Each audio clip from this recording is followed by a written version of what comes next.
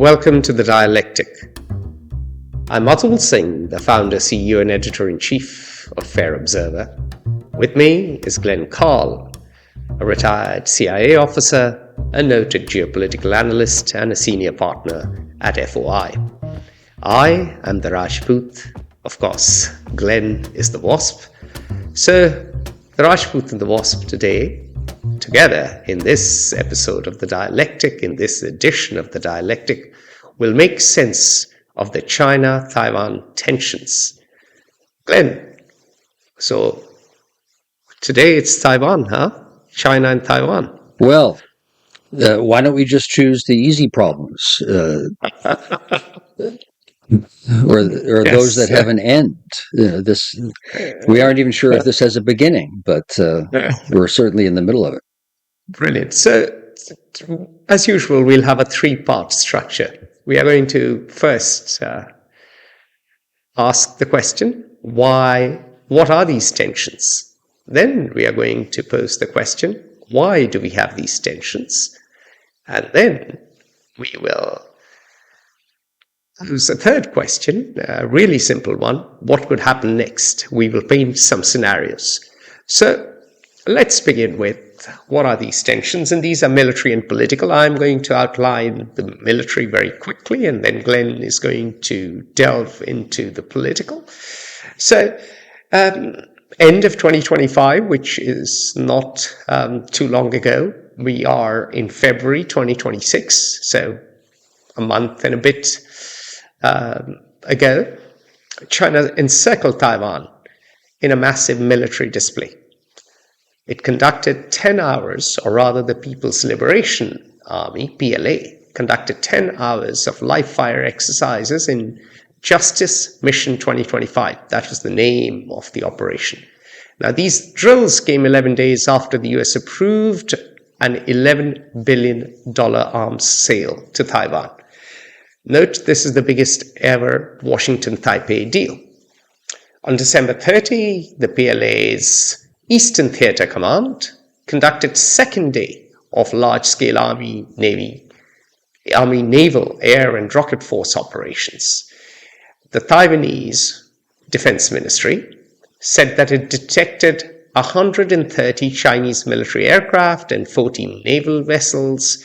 Of the 130 sorties, 90 had entered Taiwan's northern, central, southwestern, and eastern air defense identification zone.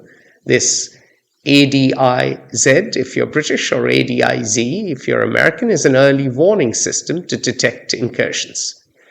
And there's not much early warning that they can provide, since the straits are only 160 kilometers wide. And a jet flying at 1,000 or 1,500 kilometers an hour gives you, a minute. Yeah, exactly. So Taiwanese President Lai Ching-te condemned the PLA drills and accused China of undermining regional stability through military intimidation. Chinese Foreign Minister Wang Yi criticized Taiwan's independence forces, continuous provocations, and Japan's current leadership for openly challenging China's territorial sovereignty, and of course slammed the US weapons sale. This is part of a recent pattern of increasing levels of military activity that includes naval incursions into Taiwanese waters, jets entering Taiwanese airspace, and cyber attacks up to 2.5 million per day on Taiwanese governments and businesses. Yep. So that, if I could, yes, sir. Just jump in for a moment, to a little early. We could say it's a recent pattern of increasing levels, and the attention has been on what has happened most recently in the last several months, or at most a couple of years, I would say. And that's the perception, but that's actually a misperception. if recent means the last 15 years, then yes, and in the larger scheme of history, certainly in Chinese history, that is recent. But really, since the accession of Xi Jinping to utter domination of all levels of everything in China. So brilliant. This is a great segue into the political. So why don't you crack on and paint us a picture of what has been happening since Xi Jinping became the new emperor. Oh, oops, president. Yeah. Yes, yes, indeed, and general secretary and all sorts of other things. And Xi Jinping thought is now enshrined in the constitution, the only leader after Mao Zedong to have this honor. I don't have my copy of his works yet, I'm afraid to say. I've been remiss in that. But it has been really going on 15 years that levels, and this is quite clear, numbers of incursions by airspace and territorial in waters, in the cyber attacks you touched upon, and at every conceivable level. There's been a progressively increasing level of these kinds of activities with this big burst that were hooking this around back into December. And yes, indeed, everything is political. So there's certainly been a shift in tone since 2012, since Xi Jinping became president. Ever since the Chinese Communist Party won the Civil War and became the de facto and de jure leaders of China, they have been, the communists, the government has been aggressively pursuing economic integration, travel between the countries, a de facto integration of the two political entities into one country.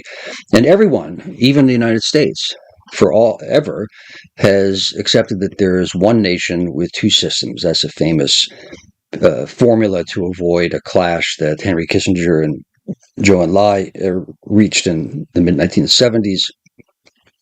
But these levels of provocation and efforts, rather than just politically, have definitely increased in the last now going on 15 years. But it's extended beyond simply the waters and airspace around Taiwan. The Chinese government has also been far more aggressive under Xi in contesting, challenging, punishing any country, any entity, say a university, or even an individual, such as a completely anonymous, inconsequential undergraduate university student in some obscure university in a town that no one has ever heard of, beyond a 100-kilometer radius in Australia, say, or in the heartland of the United States. If someone or a poor cartoonist drawing a Winnie the Pooh cartoon. Drawing Winnie the Pooh cartoon. Now, this is one of my favorite ones. I'm very glad you mentioned this. What in the world are we talking about here with Winnie the Pooh? Well, gosh, I think it was going on 15 years ago, let's say a dozen years ago. I was just reading the paper, and some Chinese student, I think, thought that he saw a similarity between Xi Jinping in his appearance with the beloved childhood, and not just childhood, character Winnie the Pooh. And then he posted online a photograph of Xi Jinping and a photograph of Winnie the Pooh side by side. And everyone thought it was very cute. And it was sort of endearing, actually. And I smiled and I thought, oh, yeah, they actually do look alike. And that was the end of that. But no, this was, of course, somehow defaming or besmirching the integrity and the illustrious, exalted position of Xi Jinping. And this the poor fellow, heaven-born emperor of the Middle Kingdom. That's it. And this poor Chinese student, I think, had to spend time in prison for being so outrageous as to find an actual resemblance, which I would say is quite accurate, between Winnie the Pooh and Xi Jinping. So there is sensitivity, and dramatically increased aggressiveness on the part of China about any position that challenges anything that the Chinese government has to say or the image that it wishes to see itself as holding, in particular with regard to Taiwan. Now, what is all of that? We've given the name pundits and ostensible wise men everywhere and flippant ones that China's policy is called wolf warrior diplomacy, which is really an incredibly prickly, thin-skinned, hyper-aggressive, rhetorical, and substantive challenge of and punishment of any statement or person or organization that does anything to challenge the orthodox Chinese Communist Party position. I mean, to be fair, Glenn, they've dialed it down a little bit. The Chinese have dialed down the wolf warrior diplomacy in recent years. The high point, of course, was a junior Chinese official lecturing then President Barack Obama. So we have now a little bit of a dialing down, but nevertheless, they remain prickly. The Chinese remain far too prickly over Taiwan. Right. There has been a dialing down, I think, not because they've decided that they were being crass, crude, blustery, and offensive, but because they were thinking their crass, crude, blustery, and offensive rhetoric and actions were counterproductive. There's no compassion coming out of Beijing. There is realpolitik, and they have decided that, well, a softer voice can carry further at the moment. So certainly they've toned it down a little bit. So in December, there was the surge of actions to protest the Japanese prime minister's statement that if ever there were a Chinese invasion of Taiwan, that it would be an existential issue for a national security crisis for Japan. Japan's military might have to be involved, which is a longstanding Japanese position. That's all that she said. And that was viewed as somehow threatening the imperial palace, in the Forbidden City in Beijing. And in particular, Donald Trump's selling the largest single arms package to Taiwan ever, at the same time that he was saying nice things about trying to avoid a clash, rhetorically at least, with China and to mend relations. So that's what caused this. Now, Trump's reaction is very important. He said at first he left the Japanese prime minister sort of hanging and didn't immediately come to the United States allies' defense or Taiwan's. And he said, well, I have a great relationship. These are two of the 17 or 18 words in Donald Trump's vocabulary. He said, I have a great relationship with Chinese President Xi Jinping, and he hasn't told me anything about these drills, and nothing worries me. Those are direct quotes. But Trump did make this arms sale, which is, I think, the primary reason for this show of force, at the least. Well, the danger really wasn't the standard of behavior that these Chinese actions demonstrate, but rather I think that there's a slow progressive undermining of Taiwan's sovereignty. A literal example of how this happens, a physical example to show also how conceptually this is changing matters. The Chinese have taken in these past dozen years to a couple of times a year, I guess, placing sonar buoys 500 meters into the territorial waters of Taiwan or Japan. And then the Japanese Coast Guard or Navy, or the Taiwanese Coast Guard or Navy finds these and says, they're 500 meters inside our waters, and they request that the Chinese move them out. And at first the Chinese say, oh, so sorry, it's strayed. And then they move it back. and then it goes 600 meters the next time, and they say, "Oh, so sorry, it's strayed," then they move it back, and it poses a dilemma for Japan, which has contested islands with China also, like Taiwan, and for Taiwan, because do you make a casus belli out of a strayed sonar, which is only 600 meters across your territorial water border, or not? And yet, this is classic gray zone. These are classic gray zone tactics. This is exactly what, and I mentioned the name Zhongnanhai, which is ironically, the former imperial garden of the Forbidden City, where the CCP big shots sit, including, of course, Xi Jinping. So the current imperial masters of China. But this is precisely what they are engaging in by pushing the envelope repeatedly and persistently, and thereby changing realities on the ground. Bit by bit, salami slicing. Absolutely. Classic 12 years ago, an incursion by one aircraft created a big international kerfuffle. And today, an incursion by 130 aircraft a day for days at a time creates the same level of international kerfuffle.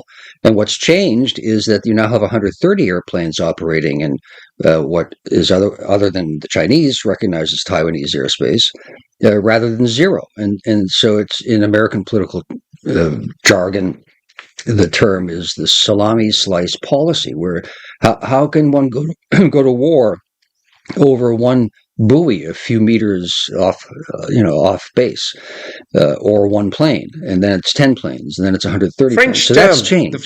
The French term that you use is extremely instructive, I suppose. Here, how do you pronounce it?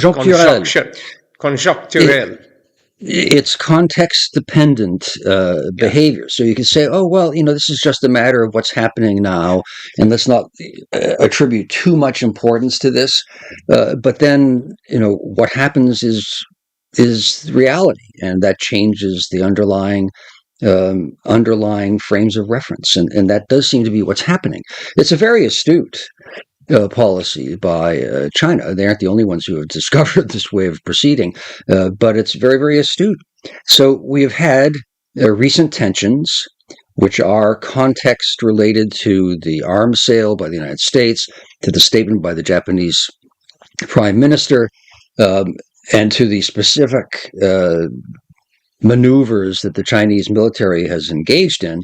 But it's also changing the underlying reality and equation for Taiwan, China, Japan, the United States, and others. So that's what's happening. But why is this going on, Atul? Why do we have these tensions? Over to you, the easy question now. The easy question, indeed. Those of you who listen to us often enough know that both Glenn and I have studied a wee bit of history, and we still like reading history. And to understand the why, we have to grasp the outline of Chinese history and China's self-definition by the communists, and also, actually, Taiwan's self-definition by the new ruling party of Taiwan, the DPP, the Democratic People's Party. So let's begin with history, and let's begin now on the Chinese mainland, and let's go back to the Chinese Civil War. This civil war lasted over 20 years, from 1st of August 1927 to 10 December 1949. The Chinese Communist Party, the CCP, and the Kuomintang, the KMT, fought a brutal civil war. And this civil war was for the control of China. The KMT were the dominant ruling party. They had come to power through the 1911 revolution. But bit by bit, they lost on the battlefield, and they lost public support. The question is why. I mean, here perhaps, Glenn, you should jump in and talk about Theodore White's reporting. Well, and why? Well, I'm going to dare and go back even one step further. Anyway, just really quickly. Why was the Chinese nationalists, the Kuomintang, and the Chinese communists under Mao at each other's throats in a civil war And it's very, very simply put, of course, the Chinese Empire, the greatest empire, the most powerful country in the world for millennia, really, had collapsed. It was decadent, and it was just broken into pieces and possessed by Western imperial powers. Now, the standard definition of explanation for what has happened to China is in line with what all colonial countries post-colonial narratives, which is, let's blame, it's all the problem of the white guys from Europe, and they're the ones who did everything wrong to us. And there's truth to the predatory actions of the colonial powers, no question about it. But unappreciated and denied by the Chinese communists is that even the deeper structural destruction of the Chinese empire and monarchy came from the west of China with an insurgency and civil strife due to structural decadence, organizational decadence of the Chinese state and restive Muslim and subject populations, because China itself was an imperial power. If I can jump in and point people to our long piece dating July 9th, 2020, the 9th of July 2020, where we talk about Han and Hindu nationalism coming face to face. We go into some length about this entire 19th century disorder in China. And at that time, it was the Qing dynasty that was ruling China, and the Qing were Manchus, and like the Mongols, they were outsiders who had seized control of Beijing in 1644. And they were great empire builders. They had annexed Mongolia, Central Asia, and Tibet. It was in 1720 that the Kangxi Emperor sent troops to Lhasa. So we have to remember that this fantastically constructed empire was like the Ottoman Empire at that time. It was ripe for the plucking. Internal revolt was the order of the day, as both of us wrote then. Obviously, everyone talks about the First Opium War. Everyone talks about the Second Opium War. But remember, this is a time when massive internal revolts were going on. There were, Tibet was de facto independent by now. Mongolia had sort of drifted apart. So you had internal rebellions of such magnitude going on in the 19th century that millions were dying, millions were falling dead like flies. And we don't want to make this about the 19th century, but after this period of decay, disintegration, decadence, and humiliation at the hands of foreign powers, which included the sack of the summer palace of Beijing by Lord Elgin II. Elgin I, of course, took the Elgin marbles back. The son, the Scotsman, sacked the summer palace. You had a revival of Chinese nationalism. And, that's the point. That's the point.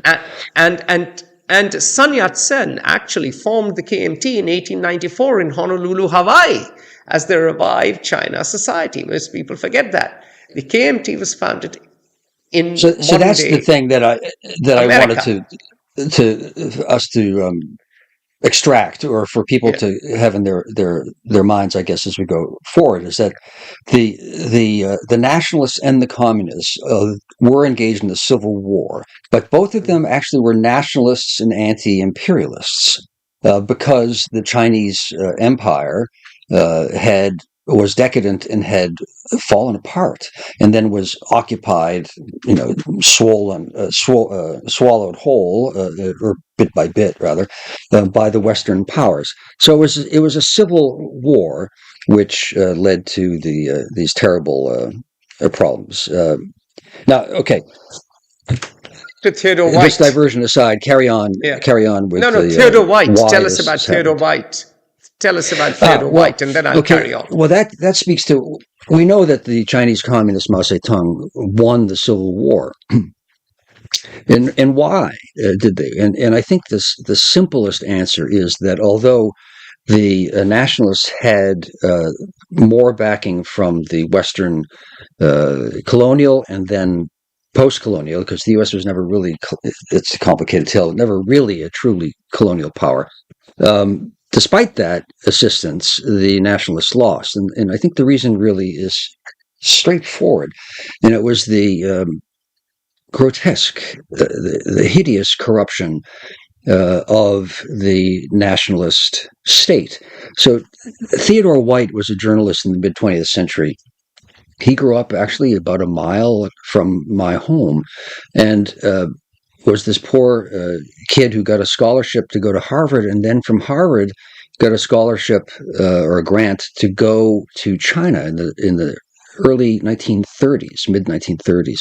And he stayed there for a decade and became a reporter and one of the prominent journalists in 20th century American journalism. And he reported traveling with the nationalist forces who were theoretically fighting the Japanese, but tended not to. And one particularly grotesque scene, as you told me. And as he was following the army in central China for mile after mile, kilometer after kilometer after kilometer, endlessly on the side of the road were lined corpses, dead bodies of Chinese, just average Chinese peasants, coolies, and so on of the time, who had died from starvation, from abuse by the nationalist forces, from exploitation, not simply from neglect, but from a callous, inhuman treatment of them as subhuman. And the communists did not do that at that time. And they lost the support, really, of the warlords who were really the power brokers in China at the time, and lost support of the people because of that. And Mao came to be identified with China for China, as one would say today, rather than exploited by the foreigner, by the Guilo, the bloody foreign devil. Exactly. And so in 1949, the KMT retreated to Taiwan. Now, we've just told you that mainland China was basically now communist, and the CCP created the People's Republic of China, and Taiwan became the Republic of China. And earlier, the Republic of China had existed from 1 January 1912 to 10 December 1949. Now, of course, it existed on Taiwan. And the KMT was fundamentally, because they were pushed, they lost the war, and they had to flee, either surrender and be killed, or seek asylum with the Americans, I suppose. And they fled across the sea to the island of Taiwan. And so the KMT, as I told you, began in 1894 in Honolulu, Hawaii, as the revived China Society. In 1919, in the Shanghai French concession, Sun Yat-sen, the founder, renamed it as Kuomintang. His successor, Chiang Kai-shek, known as Generalissimo, reunited China after his northern expedition against the regional warlords from 1926 to 1928. From 1928 to 1949, the Kuomintang was the sole ruling party of China, although it was involved in a bitter civil war with the communists, and by all accounts should have won that. But Mao survived his long march, and the rest, as they say, is history. Then the KMT decamped to Taiwan, and from 1949 to 1987 ruled Taiwan as a one-party state. Note that Generalissimo Chiang Kai-shek died in 1975. The period from 1949 to 1987 is known as the White Terror. And the reason we are talking about this is because of our Taiwanese friends who said that do not forget the internal division within Taiwan. This is what I mentioned to Glenn before we began recording, and therefore we are talking a bit about not just the division between KMT and the CCP, but divisions within Taiwan as well. So the KMT obviously had an anti-communist ideology that goes without saying. It ruled Taiwan through martial law, and obviously it curtailed civil liberties. Chiang Kai-shek's son, Chiang Ching-kuo, succeeded him. He lifted martial law and the ban on opposition parties. Chiang Ching-kuo's successor, Li Tenghui, continued democratic reforms and was re-elected in 1996 through the first direct presidential election. The 2000 presidential election, the KMT was not so lucky, and that election was won by the DPP. We'll get to the Democratic People's Party in a bit, but this election, the 2000 election, ends 72 years of KMT presidencies, if we include the ones in mainland China as well. And one has to emphasize here that was not just a shift in parties, but really the flowering of real effective democracy, as opposed to one party, frankly fascistic rule by the nationalists and their successors. Yeah, by the KMT. So the KMT later reclaimed power with a landslide victory of Ma Ying-jeou in the 2008 presidential election. Then it lost the presidency and its legislative majority in the 2016 election. But in the 2024 election, although the Democratic Progressive Party, I was saying Democratic People's Party, my apologies, the Democratic Progressive Party, I stand corrected. That was a slip of my tongue. I apologize. So the Democratic Progressive Party won the presidency, but no longer controls the legislature. So what is the big difference? Very quickly, the KMT believes in one China policy. For decades, the KMT believed that China would eventually return to KMT rule, particularly after the collapse of the Soviet Union in 1991 and after 1989 Tiananmen Square massacre. There was a belief in the KMT that, at some point, communists will crumble and China will reunify and the KMT will win the election all across the country. Now, the CCP and KMT may differ on many things. Which is quite, to be blunt about this, was whether sincerely believed or just believed to hold the party together, was delusional. It was delusional. Without the 7th Fleet of the United States Navy, Taiwan would long since have been, quote, unquote, reunified ceased to exist. With China. Yeah. So the CCP and KMT differ on many things, but both believe, or at least publicly claim to believe, in the one China policy. Now, we come on to the Democratic Progressive Party, the center-left force in Taiwanese politics, founded in 1986 by Xu Xing Liang, Roger Xie, and Lin Shui-chuan. A year prior to the end of martial law, the DPP is a strong advocate of human rights. Obviously, it opposes authoritarianism. The DPP harbors bitter memories of the White Terror. President Lai Ching-te is the third DPP president. Chen Shui-bian was the first DPP president who held office from 2000 to 2008. Tsai Ing-wen was the second one. She held power from 2008 to 2016. So Taiwan has won first. It has elected a woman president. The US hasn't. The DPP's roots were in the Tangwai movement, which formed in opposition to Kuomintang's one-party authoritarian rule under the party-state system during martial law. During the mid-1970s and early 1980s, this movement gathered force. In 1979, the same year, Iran had its revolution. The Grand Mosque at Mecca was besieged, and many historic things happened. The US seized its recognition of the Republic of Taiwan. The US now recognized the People's Republic of China. It seized recognition of the Republic of China, which is it switched its recognition from Taiwan to China. There was a conflict between authorities and the Tangwai that turned violent in the Kaohsiung incident, also known as the Formosa incident, the Melidao incident, or the Formosa magazine incident. Basically, people wanted pro-democracy. There were demonstrations. These occurred in Kaohsiung in Taiwan on 10 December 1979. And of course, there was a crackdown. So the DPP takes a Taiwanese nationalist position. It advocates for strengthening Taiwanese identity. The party opposes pan-Chinese nationalism of the KMT and the CCP and criticizes China's claims of sovereignty over Taiwan as colonialism or imperialism.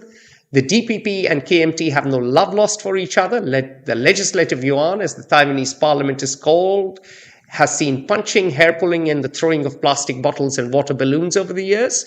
In 2017, there was a notorious fist fights and chairs were thrown at each other. In 2020, big guts and blows were exchanged on the parliament. And right now, the DPP has the presidency, the KMT controls the legislature. The current official position of the DPP is that Taiwan is an independent and sovereign country whose territory consists of Taiwan and its surrounding smaller islands, and whose sovereignty derives only from the Republic of China citizens living in Taiwan. Similar philosophy of self-determination based on the 1999 resolution on Taiwan's future. It considers Taiwan an independent nation under the name of the Republic of China, making a formal declaration of independence unnecessary. Naturally, the CCP has a problem with this. Over to you, Glenn. Let's talk about nationalism and legitimacy and take us forward. Okay. Well, so the tensions come from the Chinese Civil War, the refuge that the nationalists took on Taiwan, and the claim that both represent the same country, or and are the legitimate rulers of the same. Realistically, of course, the prospect of the Taiwanese invading and conquering the Chinese mainland is zero. But the Shah continues to hope that he may return to Tehran, and I had dinner help one of, time. A certain Mr. Donald Trump, and I had dinner one time with the claimant to the French throne. So hope does spring eternal. The issue is really nationalism and legitimacy, and both Beijing and Taipei claim it. But Stalin pointed out that the people who control the greatest means of coercion tend to impose their will, and so Beijing, of course, has the upper hand in the debate. Who is legitimate at this point? Well, if you ask here either party, the answer is simple. But de facto, clearly after 80 years now, the Chinese Communist Party has the legitimacy of effective, real rule in China. And the same is true for the government of Taiwan, which has become democratic to its and credit. led by DPP now, not KMT. They don't really want to have anything to do with China anymore, except economic ties, really. So you do have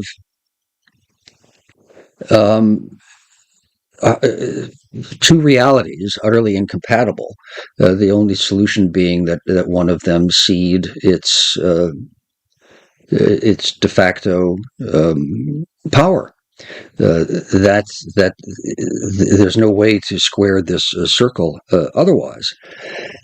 However, the government in Beijing, for all of its wolf warrior diplomacy and its power, often is a combination of aggressive, intolerant, and insecure. And whenever it seems to have a problem in establishing its legitimacy, as it thinks in the eyes of its own people, that which counts more than the eyes of Washington even, it then has played for decades, it being the Chinese Communist Party, the nationalist card. In particular, this has been the case under Xi Jinping. Everything under Xi Jinping in China has been stretched and exaggerated. The acts of nationalism, the claims of prowess, the reality of strength and prowess, the aggressive economic policies, the dramatic, every element of Chinese actions and aspiration has become more exaggerated. And that is true with regard to the government's response to what it perceives as a crisis of legitimacy. Now, what is the legitimacy gives legitimacy to the Chinese state in Beijing, the Chinese Communist Party?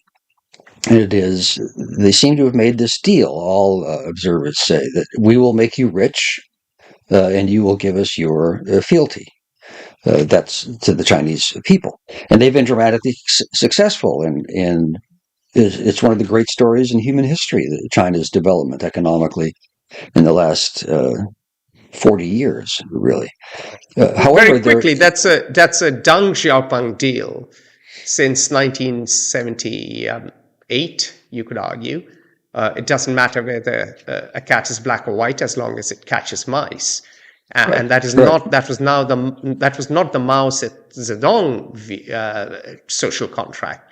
That was more of a nationalist one, which Xi Jinping has reverted to.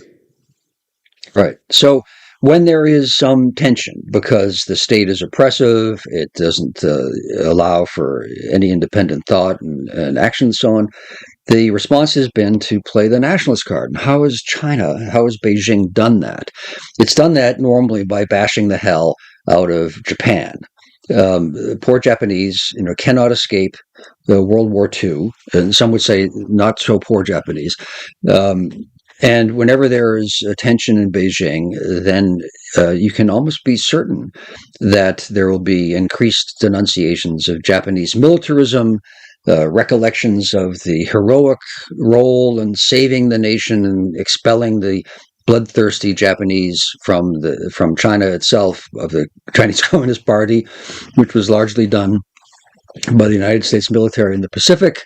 But okay. It is a tied together action and response. And sometimes, unfortunately, for all concerned, and to the alarm even of the Chinese Communist Party, when they play this nationalist card, which tends to come out as anti-Japanese, but also anti-American as the great imperial power, because we're interfering with China's will with regard to Taiwan in particular, things start to spin out of control. And there have been indications that even the Chinese leadership, meaning the communist leadership, has been alarmed that it can't completely control this reaction. The genie that it has unleashed created. From the bottle. The genie, exactly. And they have tried to dial it down some. So that seems to be what has underlay this most recent example of a foreigner's action, Taiwan somehow being characterized as independent or slipping away, that the Chinese government then has reacted by bringing demonstrators into the streets in China and flying aircraft into the airspace of Taiwan or Japan. But it's hard to control. Yeah. And one China policy is basically the dogma of the CCP. They adhere to it. It's almost like the myth of what is a comparable myth? The myth of Virgin Mary and the birth of Jesus, really. They genuinely, some of them genuinely believe it, some others pay lip service to it, but it is inviolable foundational myth of the People's Republic of China. And therefore, the saber rattling over Taiwan is more than dangerous because it ties in with the foundational myth. And it's in particular dangerous because it can be a matter of not even only and that's between quotation marks, war and peace, but of a world war and peace. And that brings us to the issue of sovereignty and great power politics, and why the United States, on the other side of the earth, to the dismay and irritation of many other countries, seems to feel itself somehow involved in an issue on the far side from Washington, far side of the globe from Washington. I don't want us to go too deeply into this for fear of losing ourselves in our own passions about history and so on. But this does bring us to, how does this dispute over Chinese sovereignty and what the Chinese would say is a breakaway part of the country, and the nationalists would say is a affirmation of their right of self-determination, play into great power politics, and why is it that I, as a civil servant in the international sector of American government, spent a relatively significant amount of time, as everyone of my colleagues and I do, on the issue of China, Taiwan, and how the United States and the international community should respond. Excellent. So the U.S. recognized Taiwan till 1979. That is something I just mentioned earlier.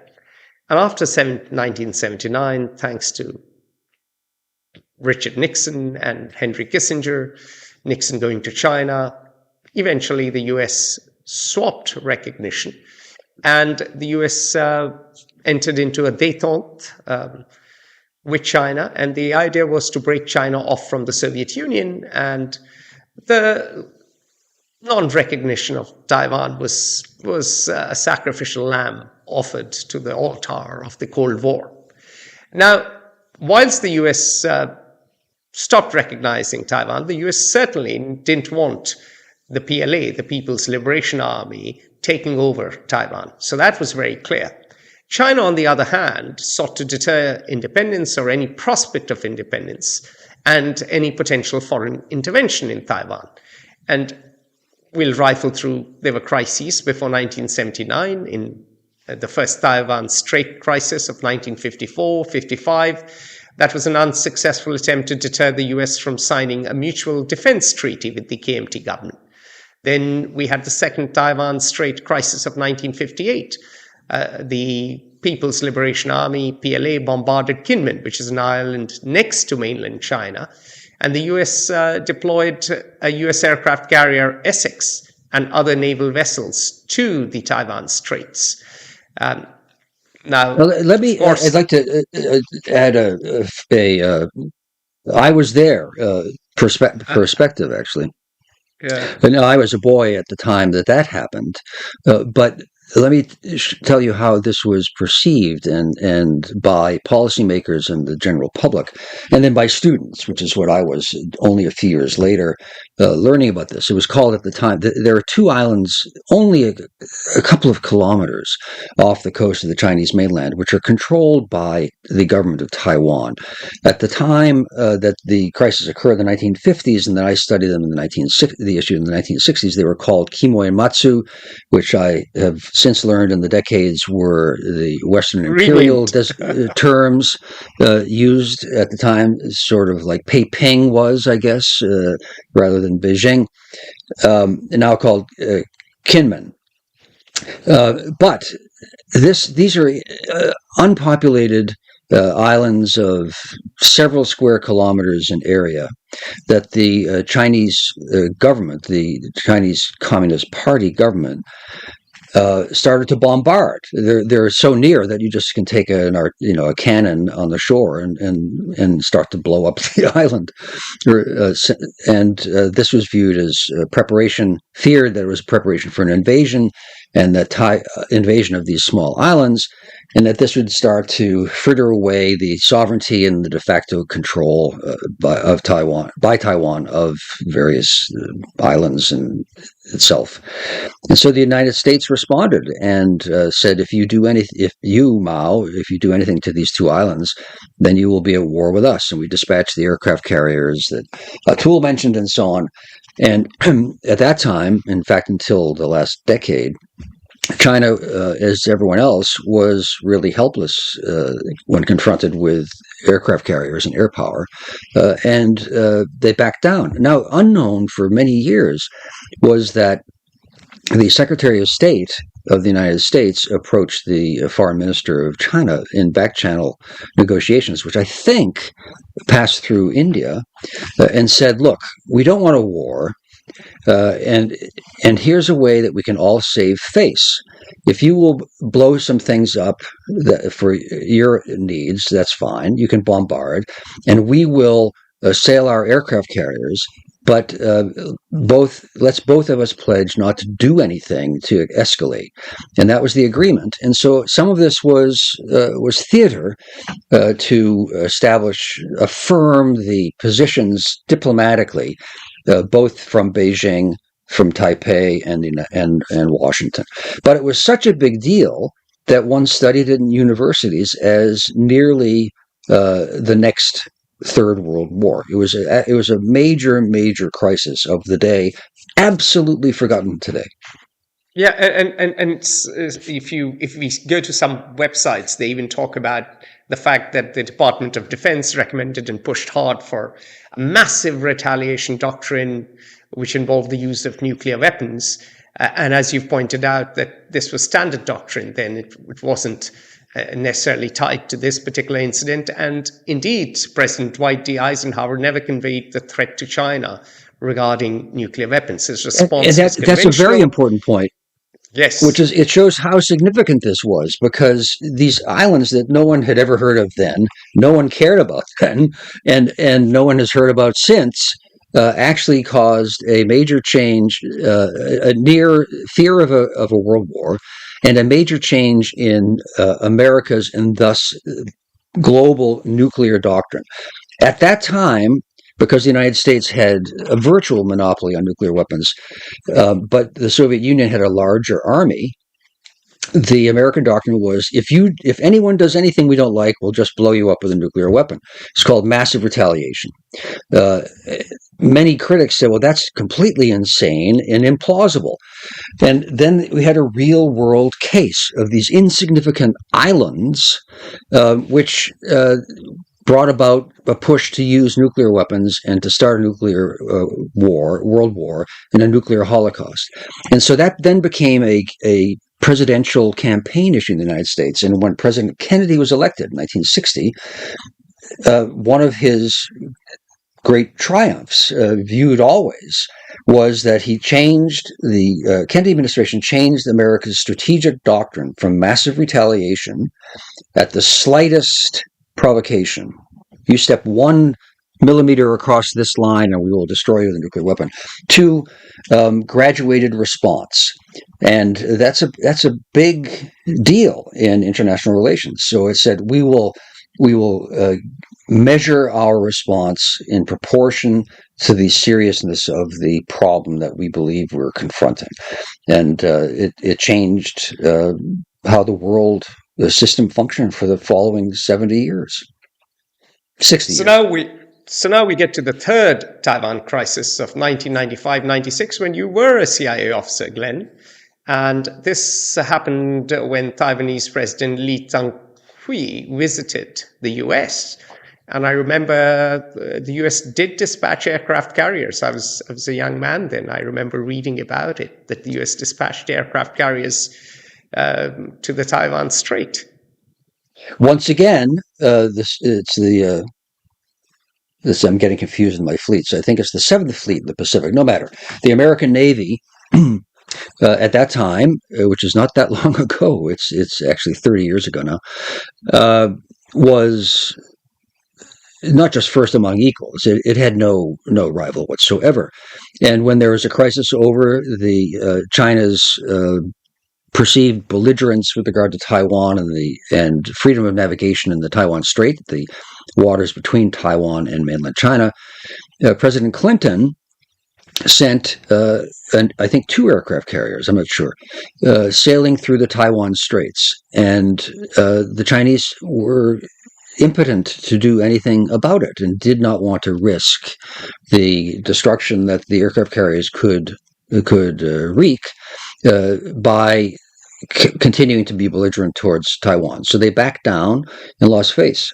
It's a much different world today than it was in 1996 when we see, and I'll anticipate matters a little bit, U.S. aircraft carriers now generally will not operate within 1,500 kilometers of the Chinese coast because China is far more powerful militarily than it was even when I was working.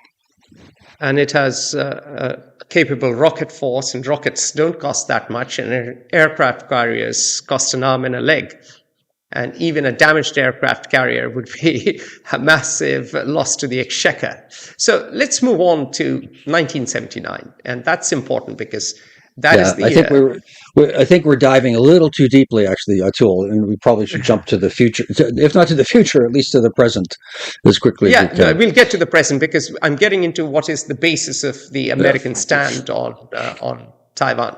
So just getting into a little bit on the policy position, and then we move on. So the PRC's One China policy, the US acknowledged it in 1979, but it did not endorse it. This is important because the US policy since then has been not to take a position on Taiwan's sovereignty and regard its ultimate status as undetermined. President Jimmy Carter signed into law the Taiwan Relations Act, TRA, which commits the United States to make available to Taiwan such defense articles and defense services in such quantity as may be necessary to enable Taiwan to maintain a sufficient self-defense capability. Now, the TRA also obligates TRAs in the Taiwan Relations Act, the United States to maintain the capacity to resist any resort to force or other arms of coercion that would jeopardize the security or social or economic system of the people of Taiwan. The TRA, however, does not obligate the US to come to Taiwan's defense, and for decades, US presidents have refused to say whether they would intervene on Taiwan's behalf, and this policy is known as strategic ambiguity. In May 2022, now we are getting closer to current times. That's very, I'm sorry, Atul, to jump in again. That's very important, though, this strategic ambiguity position of the United States. And the U.S. has been very careful to be confusing, to be unclear by intention, both to Taipei and to Beijing. We don't want to give an ironclad, clear pledge that if anything happens, we, of course, will come to your defense, Taiwan. With the concern that that would then encourage Taiwan to do things that the United States doesn't want, such as declare independence. Yeah, that is exactly is true. Just to jump in there to add to what you're saying, one of our mutual friends, a retired State Department diplomat, said that the strategic ambiguity has worked very well because they want to restrain the DPP from declaring independence and triggering war, and restrict the CCP from being particularly adventurous and doing something militarily catastrophic. Over to you, sir. And so presidents from Eisenhower to the present have all accepted the position that the American policy must be unclear so as to dissuade both Taiwan and China from taking a military act and leave it uncertain whether the U.S. would defend and uncertain whether the U.S. would step aside. All right. So in May 2022, President Joe Biden said the U.S. had a commitment to come to Taiwan's defense. He made at least 3 similar comments since 2021. This is a move that led some analysts to claim that the U.S. had shifted from strategic ambiguity to strategic clarity. I don't know what you say to that, Glenn, but it was followed in August 2022 by the Speaker of the House of Representatives, Nancy Pelosi, visiting Taipei, meeting with President Tsai Ing-wen of the pro-independence DPP, and of course, it led to the PLA launching a 4-day military drill surrounding Taiwan and simulating a blockade.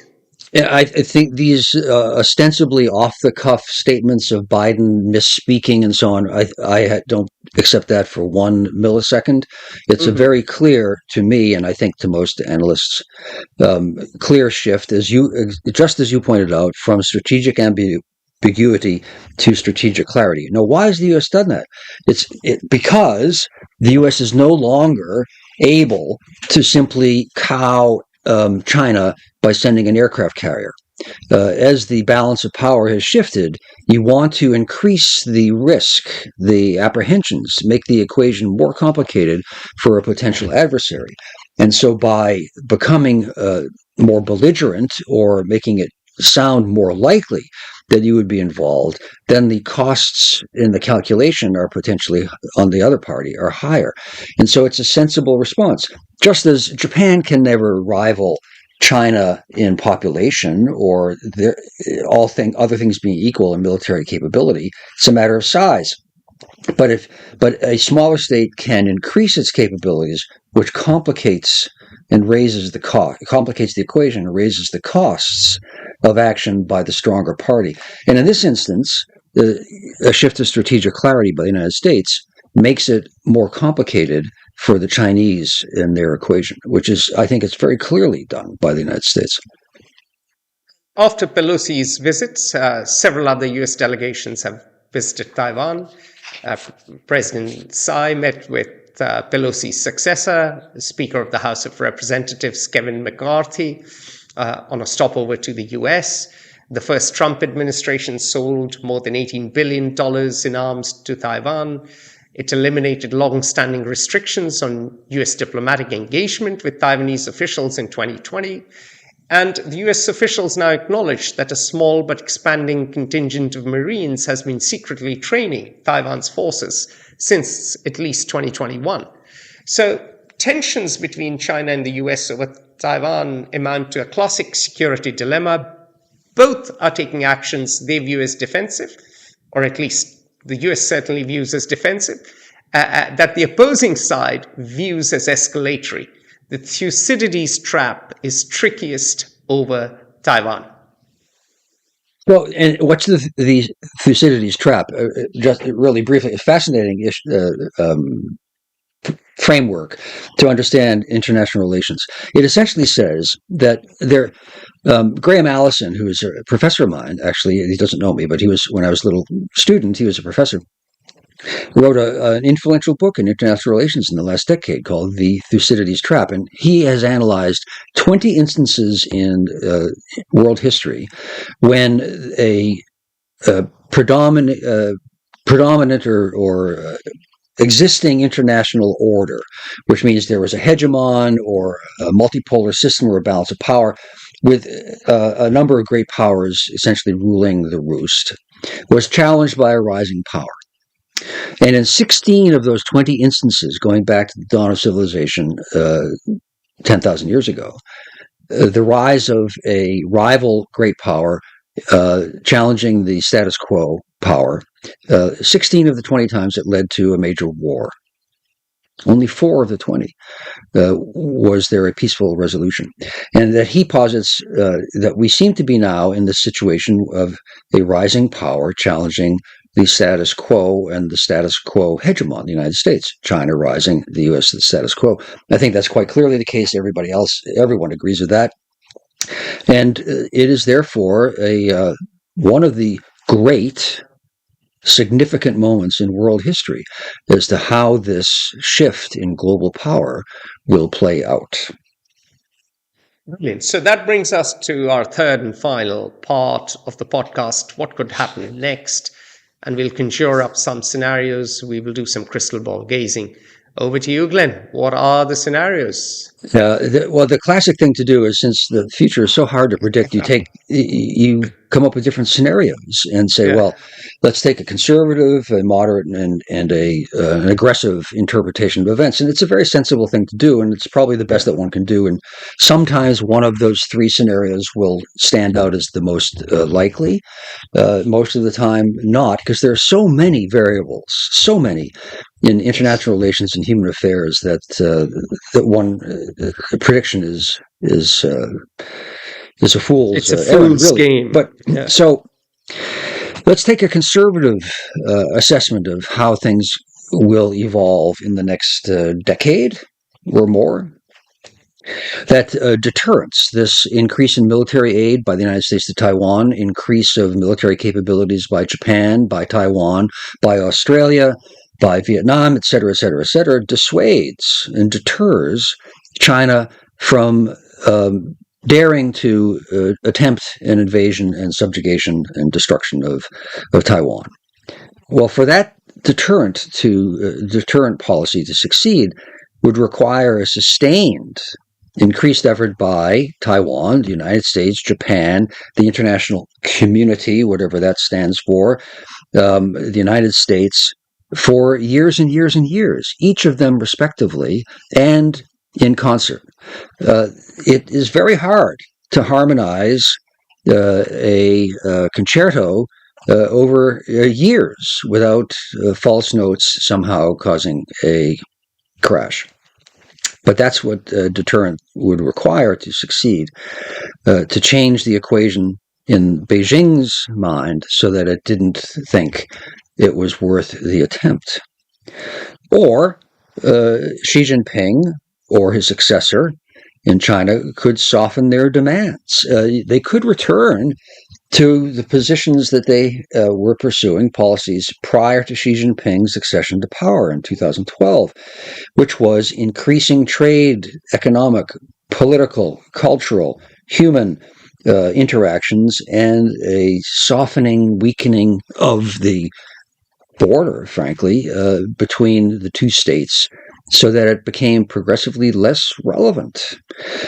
China was, I would argue, succeeding in many of its objectives prior to 2012, so long as it didn't harp upon the issue of technical sovereignty, which is what Xi has been doing. For this to be the case, Xi would have to leave office, and there are no signs that he's weakening, but there are signs that he might be more brittle because of his progressive steps to eliminate everybody of any competence in a position of power. So the result in this scenario would be that Taiwan continues its de facto independence, and this will require also wisdom. I'll give my value judgment, wisdom on the part of Taiwan not to declare independence, which would really be poking a stick into Beijing's eye. And then the world would remain largely as we know it with regards to this issue anyway.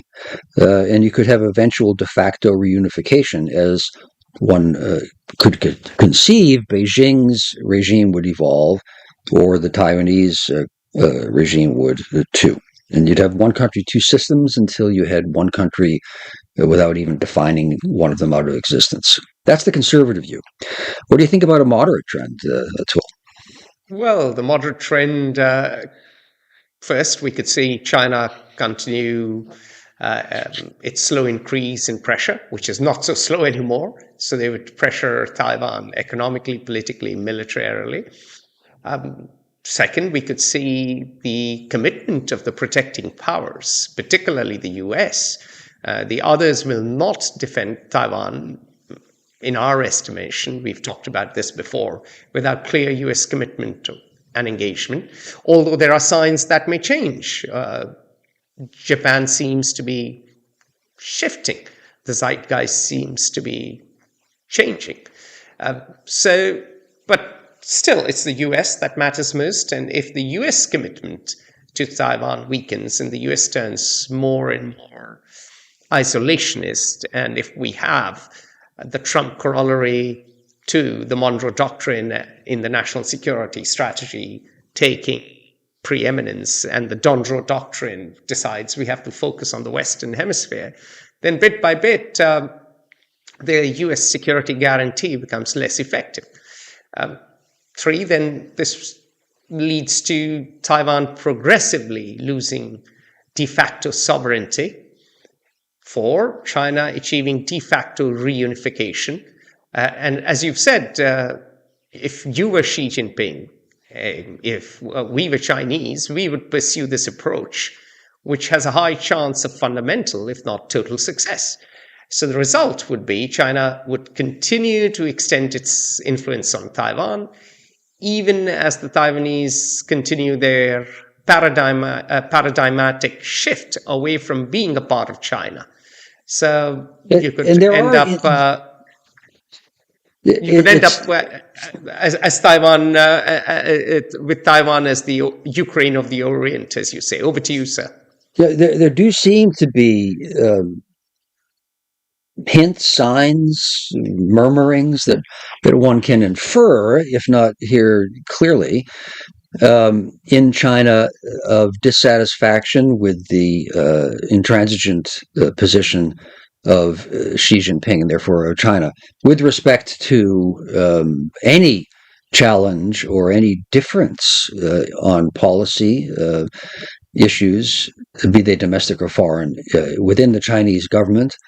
And there are many signs of a large frustrated segment of the Chinese population. But so long, in a single-party state that is ruthless, as is the case in China and Iran and Russia, the public opinion, dissatisfied as it may be, almost becomes irrelevant, and that's the case in China today. And then, well, there's the most frightening of the three options is that China proves correct the anxieties of some American military analysts, who tend to be more alarmist because they must be to do their job, which is that China actually does take military action within the next decade for a number of reasons. China's military continues to grow.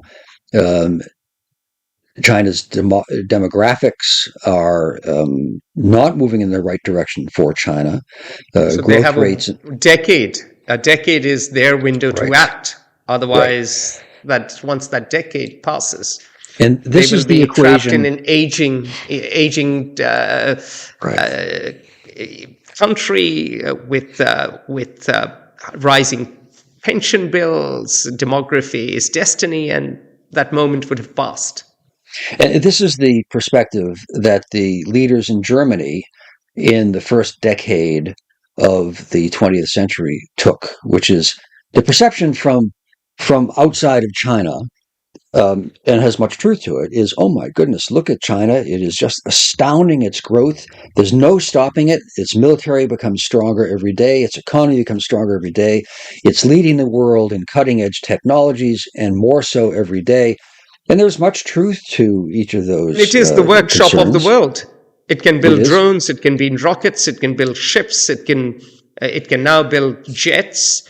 So China has, certainly, I believe, 22 naval construction ports that are capable of building world-class, and are building world-class, commercial and military naval vessels. The United States has, I believe, 2. So that's one index of the dramatic shift. All of this is true, but there's another perception of reality that many in Beijing feel, which is what Atul touched upon. The demographics are turning negative for China. Growth rates are down. Unrest increases as aspirations rise. Japan, the U.S., and others are now responding, and so not the curves of military change are not turning as favorably as they were, and that China has, as Atul said, perhaps a decade in which to act before this window of opportunity, if it doesn't close, makes it problematic to even consider an attempt. So if they decide that in Beijing, a war, an invasion of Taiwan, the results are unclear. Clausewitz, who was it? Clausewitz, he said, planning is essential, or maybe it was Eisenhower, it doesn't matter. Planning is critical for war, but plans are irrelevant after the first shot is fired. Because you don't know what will happen. There's contingency. So no plan meets contact with reality. That's the pithier way of saying it. No plan ever meets contact with reality. And yet, if you fail to plan, you plan to fail. So you do have to plan. So the trends are alarming for Taiwan, but invading Taiwan and engaging in a major de facto world war should terrify anyone. Because if the United States does become involved, this is quite likely, even if just Japan and Taiwan become involved, the economic, political, and human catastrophe would be almost incalculable. And China. So let me jump in and talk about the international economic tsunami, as you said. So what could happen? Well, just think of TSMC, all right, which is, of course, the world's leading semiconductor manufacturer. So Taiwan produces the vast majority of the world's most advanced chips. Anything 7 nanometers and below, it's basically Taiwan. If this supply were disrupted, the global electronics industry could halt. So you could think of losses in trillions of dollars. Beyond chips, Taiwan produces a number of tech components, laptops, servers, other information communication technology products. That would be gone. Taiwan is a top 20 exporter globally. It is an economic hub. And Japan is not too far off. Anything that happens to Taiwan will affect Japan as well. The Taiwan Semiconductor Manufacturing Company is not the only global leader that will be affected. This is an economically productive part of the world. South Korea is not too far off either. Entire supply chains will be upended.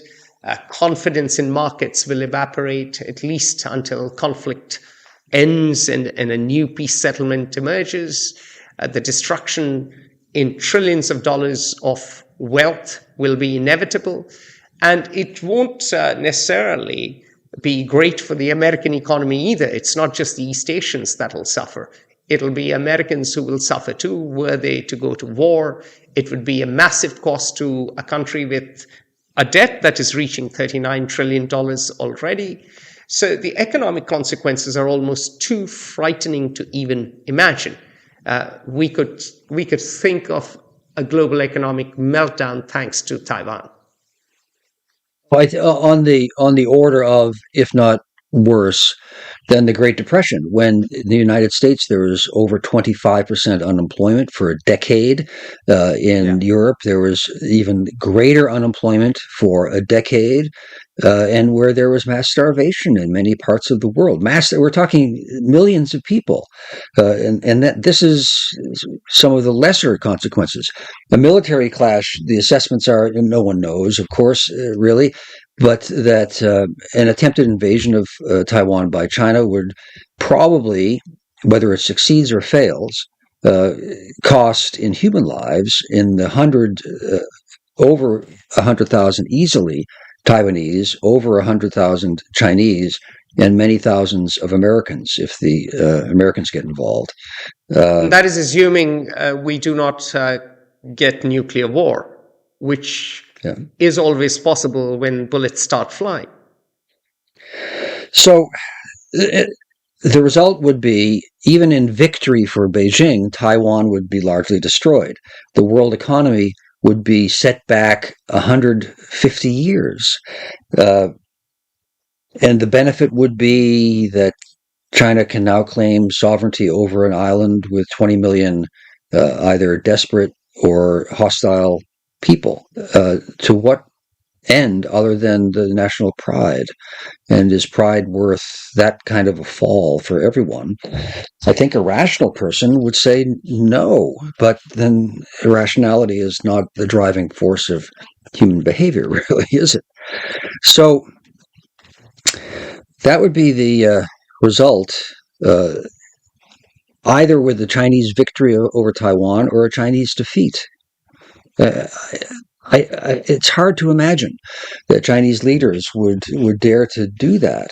But then we've seen over and over leaders in broadly similar circumstances actually do exactly that and World bring War everyone One to ruin. I always keep Right. saying that this period reminds me of the period before World War One. No one really wanted war, but everyone ended up drifting into war, and Yeah. the old order was upended forever. So, I mean, Yeah. if in the case of China, for Xi Jinping, it doesn't make sense to invade Taiwan. I mean, he should much rather emulate Deng Xiaoping and continue his Anaconda plan, basically wrap around Taiwan and swallow it. Victory is very likely, but Xi Jinping is getting older, and Xi Jinping is thin-skinned, as we know from Winnie the Pooh example and other examples we've given. So no guarantee he'll be particularly rational. Also, 2047 coming up, or he may set that some arbitrary date like that. If in case of the U.S. Well, I want to say this one because it amuses me so much, and it will irritate so many, but so much at the same time. Therefore, it's a success in every conceivable way to say this. So, you just said? What we would do if we were Xi Jinping? What would we do if we were sitting in the Oval Office and we're Donald Trump? Well, if we were Donald Trump, we would become Joe Biden, and of course, that will send all sorts of people into orbit. But what I mean by that is continue the United States increasing of deterrent measures, which frankly, honestly, to be fair, Donald Trump, for all his contradictory rhetoric, just has signed an $11.1 billion arms deal to aid Taiwan, of military aid to Taiwan, and would increase the alliance network that the U.S. has worked so hard and so successfully to build over 80 years with Japan and with India and with Vietnam and South Korea and on to make deterrence more compelling and an invasion less likely. That's what I would do. And if we were Taiwan, if we were Lai Ching-te, we would not declare independence. We would try to manage the extreme voices in the DPP, the Democratic Progressive Party. I finally got it right, DPP. And say that, look, let's just be patient. And at the same time, whilst talking softly, carry a big stick, aggressively increase defense readiness. The porcupine strategy that Taiwan follows would be particularly effective because Taiwan is indeed an island particularly amenable to guerrilla warfare. It has hills. It can have fortifications. It can really slow down the PLA. And remember, the PLA has no combat experience. The last time they went to war was against Vietnam, and they ended up with a bloody nose. And the general who had experience of Vietnam has just been purged. We talked about that in our FO exclusive, and you can listen to us wax lyrical about that. We won't go down that rabbit hole. So the important thing for Taiwan is to talk softly, carry a big stick, and hold allies as close as possible, but ultimately count on itself as much as possible. So, that is what they have to do. Okay, so Atul, Singh, and Glenn Carle have now solved the one of the great problems in the world. And if everyone listened to us, we could all go home and be happy. Of course, but what we actually have are Xi Jinping and Donald Trump in power. You have many people wishing to declare independence in Taiwan, and many people who don't. So you have the world of its contradictions, and a sense in Beijing by everyone, I would say, that the clock is ticking in contradictory ways. China is ascending, and their claims of this being the Chinese century and the sun rises in the east and so on, it is true. But at the same time, so that would indicate that seizure is more plausible, seizure of Taiwan. At the same time, the demographic time bomb has exploded, or the balloon is fizzing away. And that's a dilemma for Taiwan.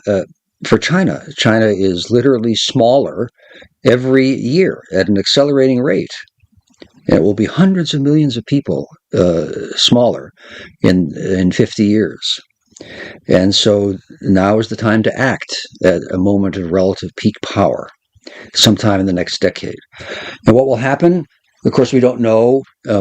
If I had to wager, and I never place a bet, really, I've bet once, I think $2 in my life.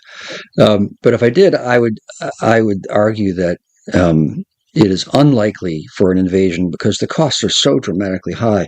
But I will temper that assessment by saying that the biggest errors I have made is when I have projected what I think is a rational decision on foreign actors, and humans are not rational. Indeed. And so, whilst we hope that human beings will act rationally and Taiwan will not blow up the world, we also pray that should Taiwan indeed become the fulcrum for the Thucydides trap, or the focal point for the Thucydides trap, we do not end up in nuclear war and too much catastrophe. So we have both hopes and prayers, and we wish upon all the leaders involved in every country in this massive geopolitical, historical conundrum, whether it is Chinese leaders in Beijing, Taiwanese leaders in Taipei, American leaders in Washington, Japanese leaders in Tokyo, and so on and so forth, that all the gods and goddesses of wisdom from every myth, whether it is Athena and Zeus from the Greek myths, whether it is Durga and Vishnu, or whoever it is from the Hindu myths, or indeed Jesus and all the others, smile upon them and give them restraint and patience, and may there be harmony instead of rancor and discord. And on that note, Atul and I will turn to writing folk songs calling for world harmony. Indeed, with you on the guitar. On that note, we will see you anon. Bye for now. Goodbye.